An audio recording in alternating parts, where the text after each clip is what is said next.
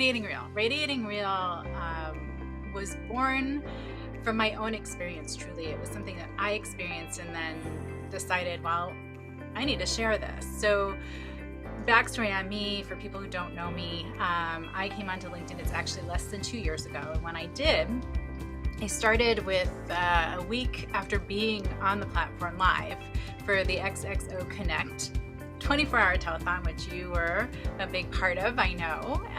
And, you know, the platform was all about connection over convenience. So I was on my segment talking about my childhood trauma, and I realized mid-sentence, like, Nancy, you are part of the problem. And my story is hard to receive, and I give everyone permission to have it hit them however it does without judgment. But in that moment, I decided I'm just going to say it, because if I can't talk about it, nobody else is going to.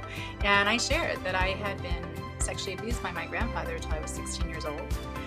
It ended due to a mandated reporter, and the secret that I had carefully kept, because it felt like my life depended on it, was unleashed and out of my control. How I developed an eating disorder, became anorexic, how I confronted my grandfather at 20 years old and then had my first major depressive episode, dropped out of college, and keep going and going and going. And that for the first time in that moment, it wasn't that I didn't talk about my experience with people I knew, but I had never entrusted it to other people who I didn't know. I didn't know who was listening. I didn't know you personally. I didn't know your face. It had legs of its own. It was going to do what it was going to do. And even having it be that small bit of holding back, a couple of things happened. First of all, I didn't realize how much of a burden it was, even keeping that much of it secret. I had no idea that my story was impressive or remarkable. I had lived my story. I always knew. I talked about the ugly, snotty, unsexy parts, because I full on recognized that if I would have seen me right now when I was 20 years old, I would have flipped me off. And, you know, if it's an evening show, I would have said, fuck you, bitch, you don't get it. You're fine. You're fine. Look at you. You're on shows. You're whatever, right? You didn't understand that I was still in my bathrobe for day 3 and on the floor and, you know, cried myself to sleep and have the tissue still in my bed. Like, it just was so important to me to share all of it.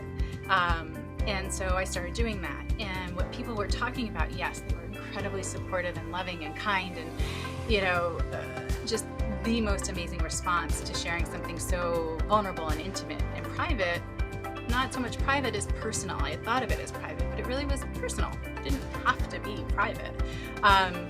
And people were talking about how real and genuine, and I know we hear these words a lot, right? Real and genuine and authentic, but that was the response I was getting, which made me realize, well, that must not happen that often. So we need more of that.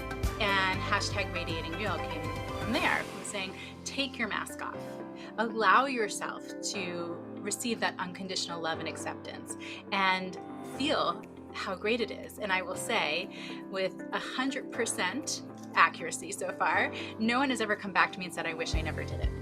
Right? And that's really, for me, that's the bottom line. If I can make people feel seen, heard, valued, and loved, and let them know that living life and being human, not always pretty, always valuable, always worth it, always show up as you are, then I'm like a hugely lucky human to have the ability to share that with others.